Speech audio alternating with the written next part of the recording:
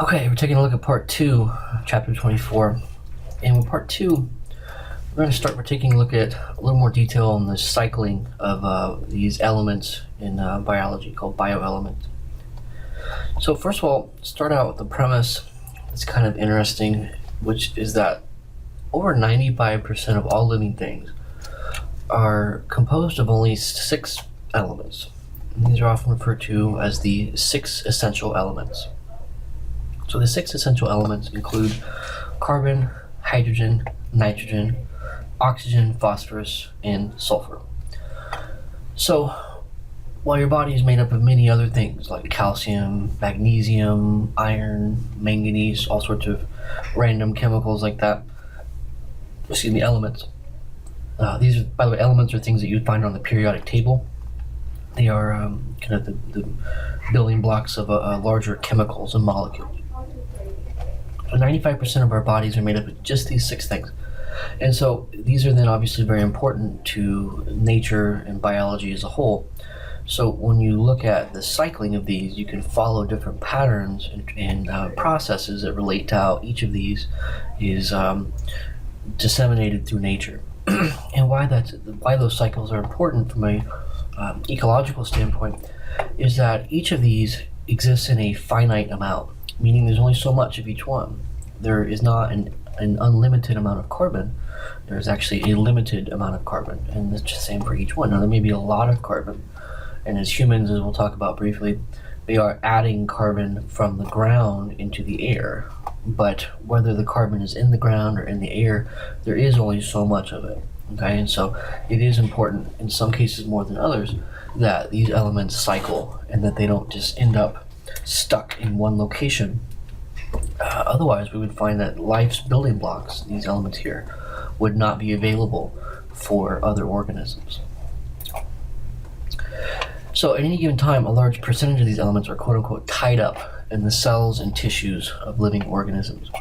So right now, for example, a certain percentage of the nitrogen is tied up in our bodies. A certain percentage of the phosphorus is tied up in our bodies. I say our bodies, the bodies of all living things. Same is true of carbon, all of those. So while it's in that quote-unquote tied up state, it's technically unavailable to other types of organisms. So the way that these elements become cycled is that when our bodies die or when the waste from our body is eliminated, those elements get broken down, and that breaking down or degradation creates a new set of building blocks that can be used for a new process. It's really just like how we recycle plastic or how we recycle lumber or any other recyclable element. We're taking what would otherwise be waste and allowing it to be used for a new purpose. Now, in recycling, it's important. You could argue it's critical. At this point in time, it's less critical and more of just an efficient, intelligent thing to do. When it comes to life, it's absolutely critical. Life must recycle elements. It's 100% necessary for life to continue. So it's not really a feel-good kind of thing. It is absolutely a necessary process. Each element is a little different. Some elements are it's more important to cycle than others, but as a whole, it's necessary for all of them. So this figure here is showing a little bit of the cycle. So the sun provides energy for the producers. Producers feed the consumers, and then consumers create dead remains with their dead bodies and waste, which comes from the consumers. All of these things then end up going through decomposers who will break those down. This is showing here waste and dead remains with all these elements tied up within the body or elements of that waste. And this is showing here that when the decomposers break those down, we return these elements into kind of a free form that allows them to be reincorporated by the producers, and thus the cycle continues. So the sun gives us the energy, and producers pass that energy on, but then the waste and the remains create a source of energy for the decomposers, and they in return take the building blocks, which are things like the carbon and the hydrogen, and return that back into the cycle. So we've got energy from the sun, and then the building blocks from the decomposers, allowing for the composition of new elements to take place. Okay, so the recycling of elements, as I mentioned, is important for life. And while there's lots of different elements, at least 6 essential elements, they all cycle a little differently, and yet they all have similar features or similar qualities that take place with all of them. So, for example, they all go through a process what's known as a biogeochemical cycle. This is essentially a combination of biological, geological, and chemical processes that are responsible for the way that they move back and forth from one source to the next in the environment. So, again, each is different, but the general qualities of each include these features here below. For example, number 1, they always originate from a non-living reservoir. So that means that they come from a non-living source somewhere, such as the rocks. In theory, we all started from stardust, according to the Big Bang Theory. So at some point, they come from a non-living source. At some point, then, they will cycle into the biotic environment and then back into the abiotic environment. So they start from a non-living abiotic reservoir and then end up cycling back and forth between biotic and abiotic. Okay? So in other words, at some point, they end up in a living thing, but then back in the abiotic and go back and forth. Another feature is that the recycling is necessary to maintain a balance of nutrients, not too much, not too little. So we don't want too much carbon in the atmosphere, for example, and we don't want too little. Theoretically, we want just the right amount. Mother Nature typically balances those things out in a way that life is accustomed to sustaining itself with them. We'll talk next about how humans can alter that, how we are altering that. That cycling is dependent upon all different types of organisms, everything from the producers to the consumers to the decomposers. You could argue that the decomposers and the producers are the most significant, but consumers certainly play a role in that process as well. So as we said, the producers take the inorganic and turn it into organic, and the decomposers take the organic and turn it back into inorganic. But consumers play a role in that as well, and they are also responsible for kind of creating some of the matter that the decomposers will themselves use. And although all organisms participate in the recycling, the microbes are really those that are most capable of taking the organic compounds and converting those directly into the inorganic compounds. So what we really see is that the microbes are the most efficient at creating these inorganic compounds.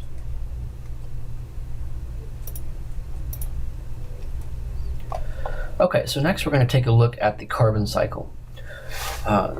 The carbon cycle, we're going to look, just to clarify, we're not going to look at all of these. We're going to look at the carbon cycle, we're going to look at the nitrogen cycle, and the phosphorus cycle. So starting with the carbon cycle. Carbon is arguably one of the most important because it accounts for over half of the mass of our bodies, excluding the water. So we call the dry weight is basically everything in our body minus the water. So you could argue then for that reason, just by sheer volume, it's the most important. Carbon also has some of the broadest cycles. It's cycled through a variety of metabolic reactions, including things like photosynthesis, respiration, and fermentation. Photosynthesis is a process that plants and algae and certain types of cyanobacteria, these are basically like photosynthetic bacteria, they take the inorganic chemicals like CO2 and H2O, and they actually convert those into the organic like glucose. And we mentioned that earlier. So photosynthesis is actually just one example by which that happens, but it's also the most common example. So this is pretty much the predominant way that this takes place on Earth. So this is the big major process by which these inorganic become organic. Respiration and fermentation, there's lots of different variations of these, especially fermentation, lots of different types of fermentation reactions. But what they both have in common is that they are more or less the reverse, in which you're breaking down things like glucose and converting back to these building blocks like CO2 and H2O. So the carbon cycle often involves alterations of these two chemical pathways, these two broad types of chemical pathway, in which inorganic is converted back and forth. Carbon also goes through a few other key cycles, which involve limestone, calcium carbonate, primarily in the ocean, and as well as methane, CH4, which comes from a variety of sources. Natural gas, for example, is methane. But we're not going to talk about those last two. We'll talk just a little bit here about the first ones. When it comes to photosynthesis, respiration, and fermentation, the form of carbon that's most significant to these processes is CO2, carbon dioxide. So CO2 is one of the primary forms of carbon found in the atmosphere, primary forms found on Earth. And along with H2O is the primary reactant or the input for photosynthesis. And CO2 is the primary product or the output for respiration and fermentation. So if you follow these arrows in their direction, you see that CO2 goes into glucose, and glucose is broken down to form CO2. If you go back to chapter 24, part 1, recall that glucose is C6, or actually I got it right here, glucose is C6H12O6. So there's 6 carbons per glucose. So you would actually make, this actually isn't a balanced equation here, you would actually make 6 CO2 per glucose.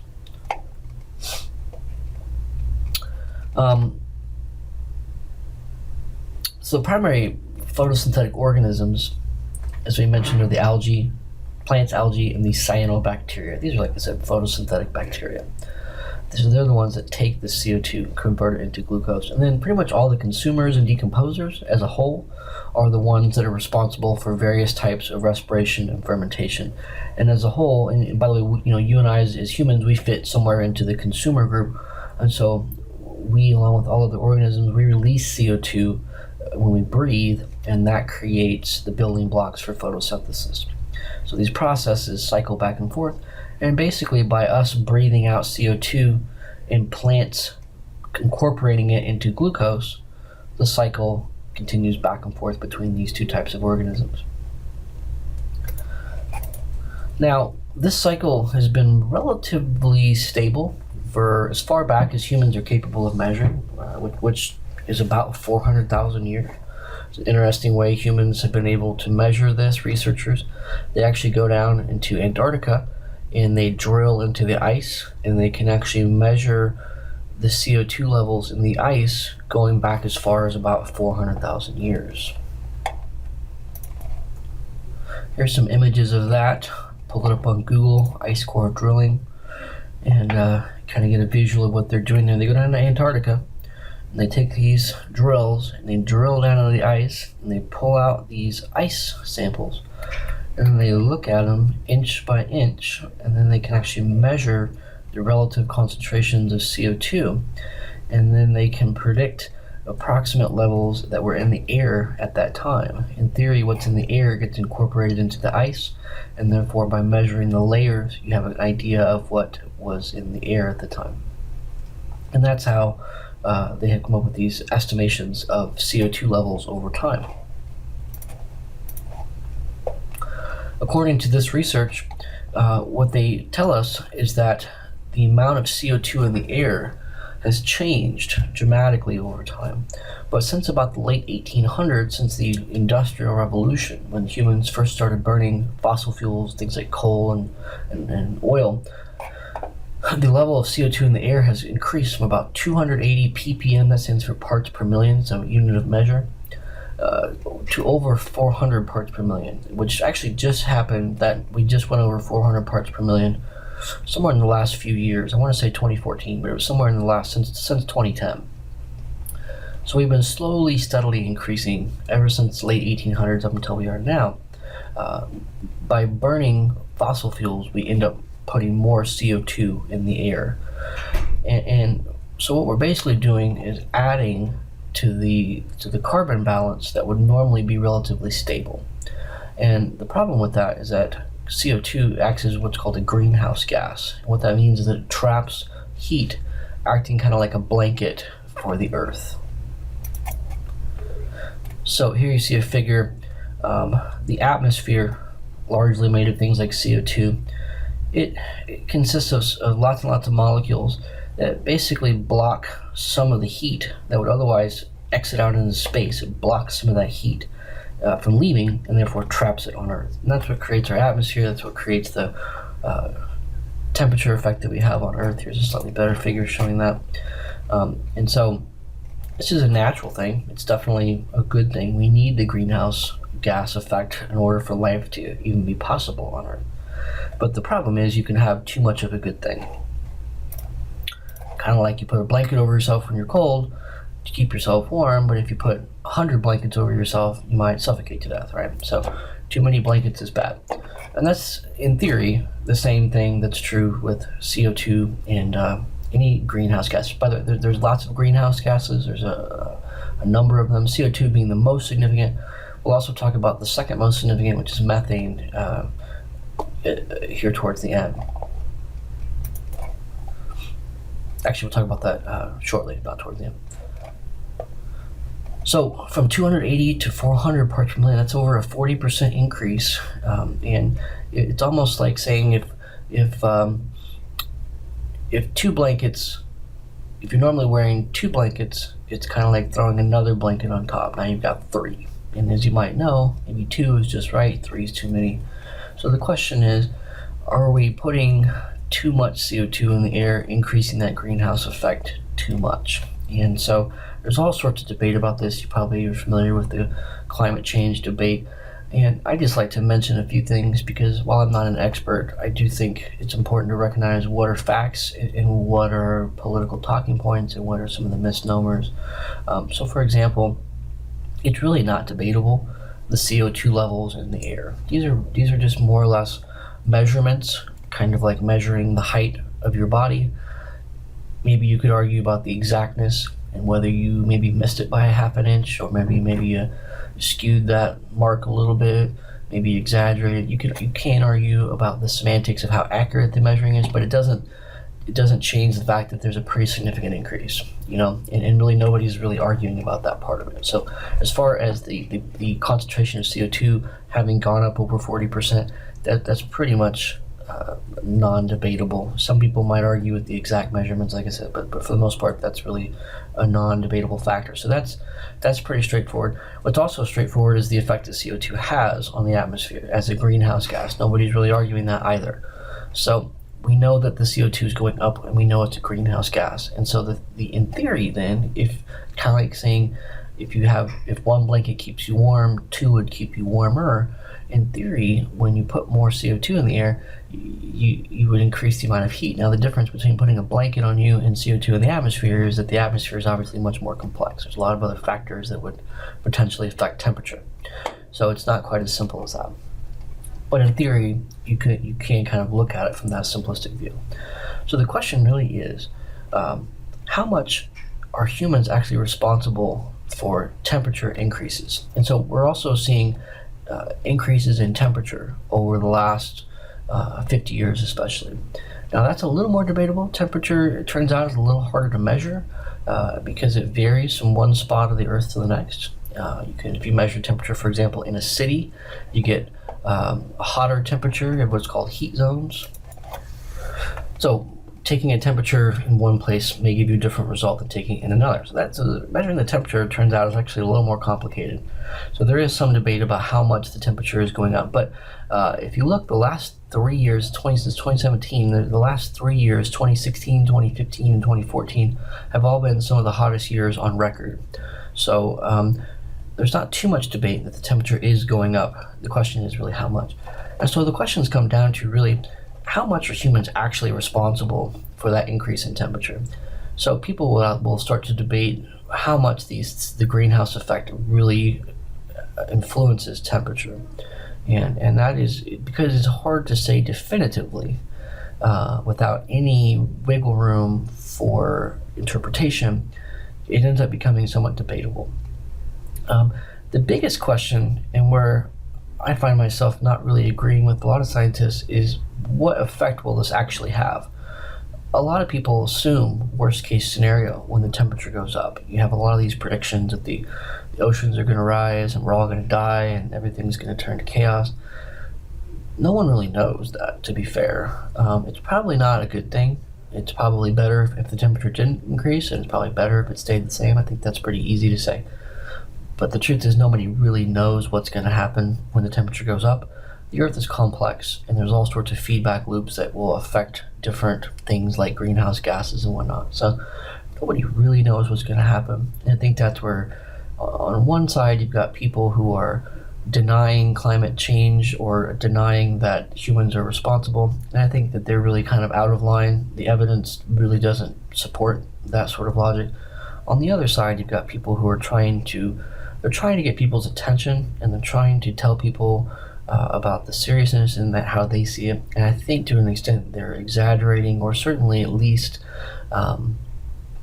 not accurately conveying what they know will happen. So they're kind of saying the worst case scenario is going to happen.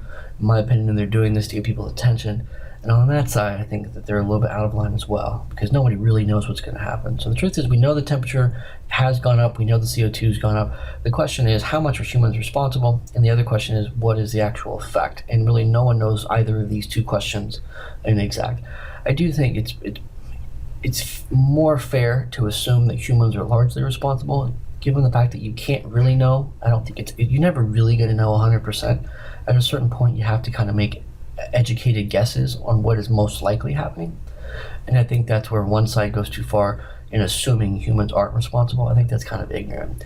Because what you're saying, if you assume humans aren't responsible, and just to clarify, what they're saying is that the temperature of the Earth does go up and down naturally. Let me show this next figure here.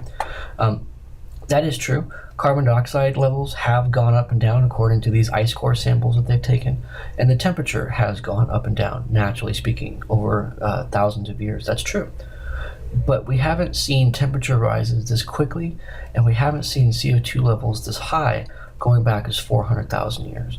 So the assumption that the Earth is just naturally warming on its own natural cycle, you're basically saying it's a coincidence that the CO2 levels have gone up 40%, and at the same time the temperature is going up. You're basically saying that's a coincidence if you think it's a natural cycle, which I just think that that's not really a very accurate thing to assume. I think it's more fair to assume humans have a big impact on it. But, to be fair, you don't know that for sure. So you're kind of guessing either way. But I think it's more appropriate to take the more logical guess, which is humans are probably mostly responsible for that. The big question is, what do you do about it? And I'm not sure there's much you can do about it. That's the unfortunate side. A lot of people want to make policies to change CO2. I don't think that's really going to do any good. I think at this point, we're strapped in for whatever is going to happen. And hopefully it's not so bad, because I think one way or the other, the temperature is going to rise no matter what we do about it at this point. That's the unfortunate side. So anyway, that's kind of the connection here to the human impact and as it relates to climate change. CO2 naturally balances itself out pretty steadily until we as humans started burning all this extra CO2. And now we're really, really exaggerating that cycle. Another interesting greenhouse gas is methane. And methane is less concentrated in the air, but more potent in its greenhouse effect. So it's like a thicker blanket. It traps more heat. Our textbook, I use this figure from the textbook of this number. Our textbook said that methane is about 20 times more effective at trapping heat. Other sources say it's closer to 30 times more effective. So it's somewhere between 20 and 30 times more effective than CO2. But this is the number I will use since that's the textbook reference. But I think it's probably actually higher than that. So even though methane is lower in concentration, it has a higher effect. And so we're also affecting methane along with CO2. And one of the big ways that methane is added to the atmosphere is not only along with natural drilling for natural gas like fracking, but also something you probably never think about, which are things like cows. They're called ruminants. These are things like cows, goats, and sheep. And cows especially, there are so many cows. Every time a cow passes gas, they release methane. And currently on Earth, there's something like over 3 billion cows. There's like one cow for about every 2 people on Earth. An insane number of cows. And because there's so many, they're contributing a relatively large amount of methane into the atmosphere. And so you can see here a figure from the European Environmental Agency showing steady increases going back to the 1700s of methane in the air up to where they are today. So we see a greater effect, we see more methane and therefore even more of an effect on the greenhouse gas in combination with CO2. So CO2 is part of it, methane is part of it.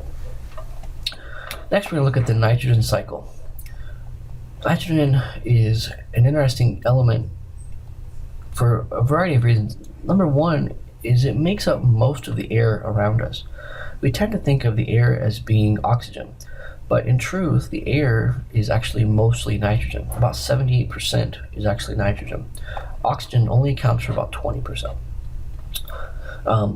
And this nitrogen in the air is in a form called N2 nitrogen gas, and it is actually the largest reservoir of nitrogen on Earth. And nitrogen is essential for living things because it's a key part of the building blocks for nucleotides. These are the DNA and RNA, as well as a chemical called ATP, which is used for energy. And it's also a key part of our proteins, the amino acids that make up our protein. So we know DNA, RNA, and protein are all part of the natural cycle of life. So this element is critical for life. Now, what's interesting about the nitrogen in the air, besides the fact that it makes up the majority of the content of the air, is that in this form, it is 100% unusable for most organisms. So you and I, for example, we cannot absorb that nitrogen into our bodies. It is more or less inert, meaning that it doesn't really react. So we are basically bathed in nitrogen at all times of the day, but we cannot use any of it in that form. And I made an analogy down here. It's kind of like being lost at sea and not being able to drink any of the water. In that form, it's not usable. The reason for that is that nitrogen gas, or it's called atmospheric nitrogen or nitrogen gas, N2, is two nitrogen atoms bonded together by what's called a triple covalent bond. The triple covalent bond is kind of like superglue. It's an incredibly strong bond that connects two elements together that is very, very difficult to break. It'd be almost like trying to take something apart that's held together by superglue with your hands. It's almost impossible. You really need some kind of special chemical or reagent in order to take it apart. So for that reason, because it's a strong bond, most organisms just can't break that bond and use the energy from it. So nitrogen in the dominant form on Earth is unusable. Now, the other forms of nitrogen are much less common. They make up something like 0.03% of the nitrogen. So these forms in combination make up less than 1%, significantly less than 1% of all nitrogen. So the major form has to be converted into any of these forms before it can actually be utilized by some other type of organism. So all these forms then are utilizable by some kind of organism, with just a few exceptions that I'll talk about here shortly. So in other words, the process of the nitrogen cycle really begins when nitrogen from the air is converted into any of these forms. And then once in one of these forms, it can be utilized and passed back and forth between other organisms, just like energy moving up and down the food pyramid. So really the key part of the nitrogen cycle is how it gets from the atmosphere into one of these forms here, which most of these, by the way, take place, or most of these are found either in the soil or in natural bodies of water. Now, the way it typically works is that you have microbes that convert it into these various forms here. And then usually the plants absorb it from there. So this is a quick figure showing the nitrogen cycle, and it kind of gives you an idea of how complex the nitrogen cycle is. But one of the big ways that it starts is shown here, where you have the nitrogen from the atmosphere, called atmospheric nitrogen. It gets taken in the soil by these things called nitrogen-fixing bacteria. These nitrogen-fixing bacteria will incorporate nitrogen into living things like plants. So plants take in nitrogen through these nitrogen-fixing bacteria.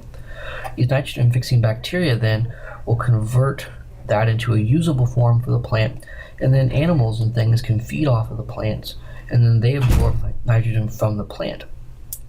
Once it's in a plant, it's passed to the animal, and the animal passes that to other types of consumers, like secondary and tertiary and quaternary consumers.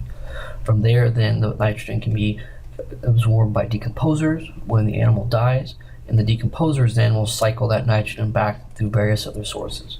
At some point, there are other types of microbes that can take any of these other forms of nitrogen and convert it back into the atmospheric nitrogen, completing the cycle. So microbes pull it out of the air, pass it into the food chain. From there, it just goes from one organism to the next with whatever they eat. So whenever you eat something, it has nitrogen in it. But that nitrogen ultimately came into the ecosystem through a bacteria and into our bodies. And so and then at some point, then some of those bacteria pass it back into the atmosphere, and thus it becomes cyclic. So this is a pretty complex process. For each one of these little arrows here, there's a different set of chemical equations, there's a different type of microbe, and a different overall process to be learned there. But luckily for this class, we don't have that kind of time. So we're going to focus on really just a couple, really one of the key parts, which is really how it gets into the ecosystem through some of these nitrogen-fixing bacteria. So these are referred to as nitrogen-fixing bacteria. Now there's lots of different examples, but in this case we're using one of the more common examples. It's a group of microbes called rhizobia. And what rhizobia do is they actually form associations with certain types of plants in their roots. And this is what we call a symbiotic association or symbiotic relationship. Now these microbes form in particular with plants called legumes, and legumes include things like soybeans, peas, alfalfa, clover, and what they do is really interesting. They actually infect, quote unquote, the plant root and grow and form these things called nodules, root nodules. And these nodules are basically like a little capsule that many microbes will live within, and the capsule, the nodule, is directly connected to the root of the plant. And so inside that root nodule, what's happening is the bacteria are pulling nitrogen out of the air. So to clarify, the nitrogen in the air diffuses down into the soil. So there's some nitrogen in the soil down here. So they pull that nitrogen that's in the soil into the root nodule. And they're actually one of the few organisms that are able to convert that nitrogen into a usable form. And this process is called nitrogen fixation. So what they're essentially able to do is take the N2 and convert that into a usable form, which commonly starts out as what's called ammonium NH4 plus. NH4 plus. Now this form is actually usable. So we go from unusable by most organism standards, and now we convert it due to their activity into a usable form.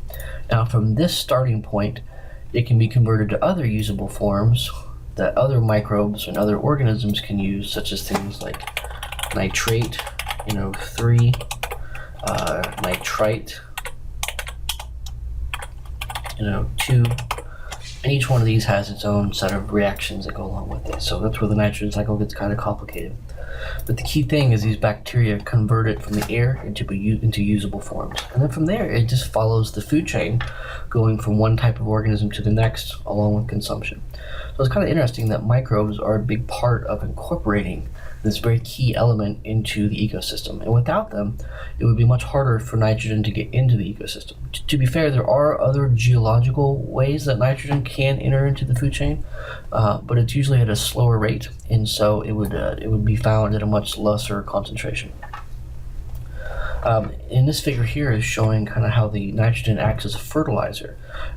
Is really what it is. It's a very natural way that plants are fertilized by these bacteria.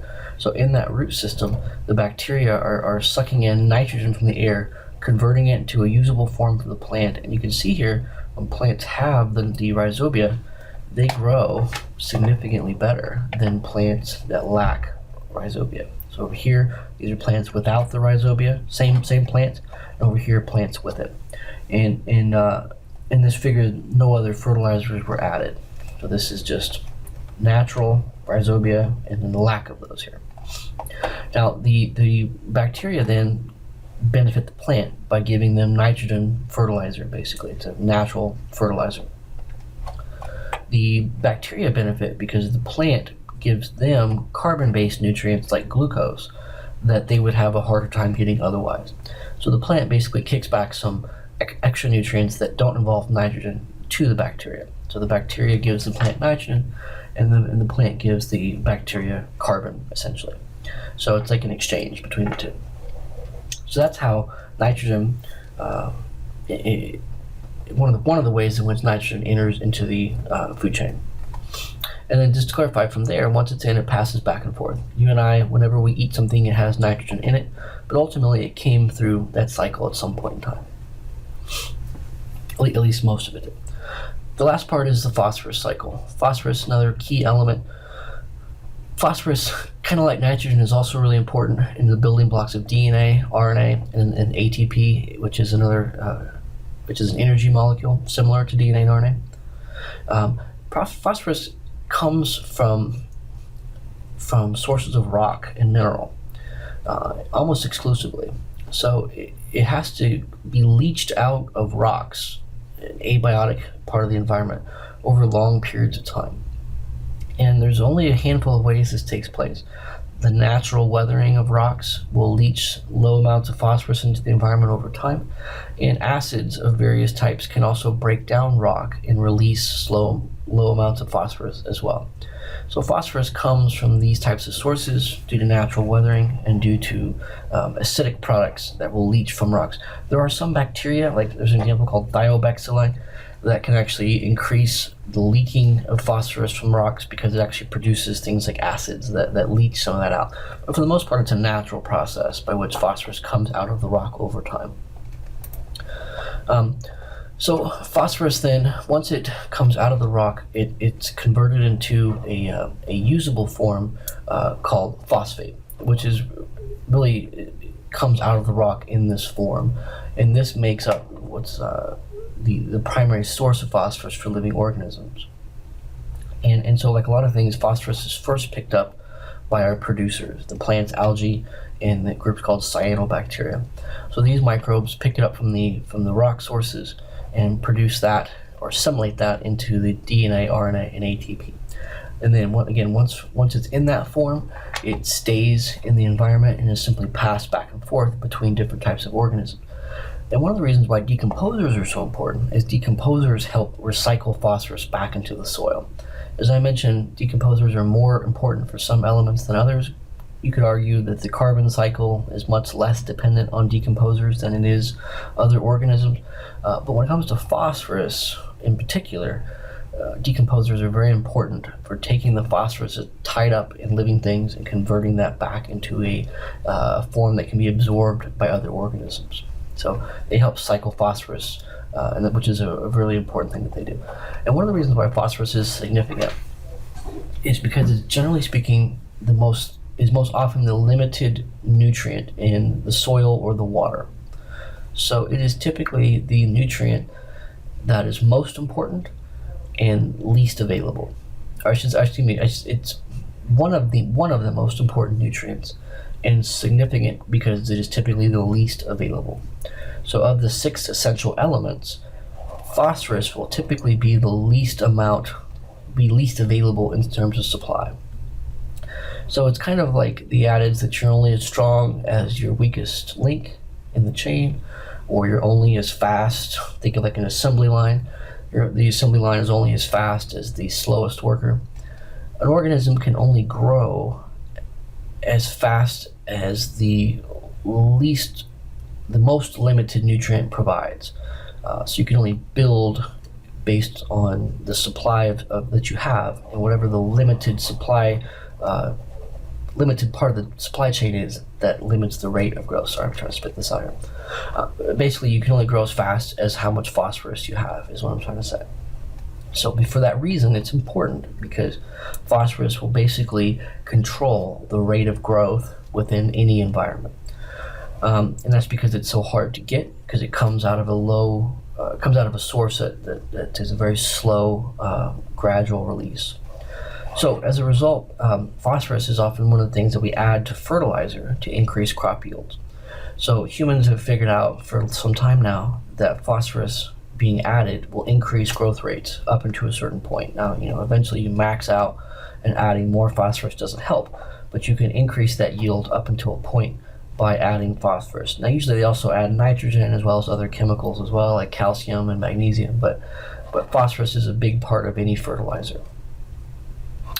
Now, the only downside of that, the upside, by the way, is that we've increased crop productivity, and really the human population of the world has gone up significantly with increased levels of fertilizer and increased use of fertilizer. The downside is that the process contributes to what's called eutrophication, and when you put excess fertilizer with phosphorus on a field to grow your crops, unfortunately the crop doesn't absorb all of it. So a certain amount of that phosphorus will leach out of the field, and it will run into the closest stream, or the closest river, wherever the closest body of water is. And as a result, you end up adding more phosphorus to things like rivers and lakes and ponds and streams and even to the ocean. And the downside of that is that in a body of water, the algae will grow faster than they would otherwise. So algae are also limited in the water like plants are on land. And when you end up adding inadvertently phosphorus to the water, the algae start to grow. And what ends up happening is you get these really high concentrations of algae in some parts, and that can actually be a detriment to the overall viability of any body of water. So here you can see some figures. You just type in eutrophication on Google. One of the first images that pops up. This is really bad. This is all algae, and somewhere around here you've got probably a farm or somewhere a source of fertilizer or something coming into this water, and you can actually get so much algae that a layer of algae on top actually blocks out some of the sunlight reaching some of the organisms below. There's a figure showing that the algae basically block some of the sunlight, and some of the organisms at the bottom of the pond have a harder time getting that same amount of sunlight. Also, these algae eventually die, and their dead remains float to the bottom, and all that excess can actually cause problems there. So you can see here's a figure. According to this source here from Lake Scientist, you can see before and after, according to this source here. So anyway, that's the idea behind eutrophication. And typically, by the way, it's when you see a pond or usually it's small ponds in Kansas. Sometimes bigger lakes have this issue, but when you see that amount of green in the water that's all algae, that's usually unnatural. That doesn't usually happen naturally speaking. Usually if a body of water has been totally untouched by any sort of human interaction, it wouldn't normally look like that. So that's usually a sign that there's too much nutrient in the water, and that ultimately can cause problems. Don't really want to spend too much time getting into all the side notes on what those problems are, but that's the idea. It's called eutrophication. Okay, so that is the last part here of chapter 24, part 2. As always, send me an email with any questions, and I will see you next week in class. Have a great day.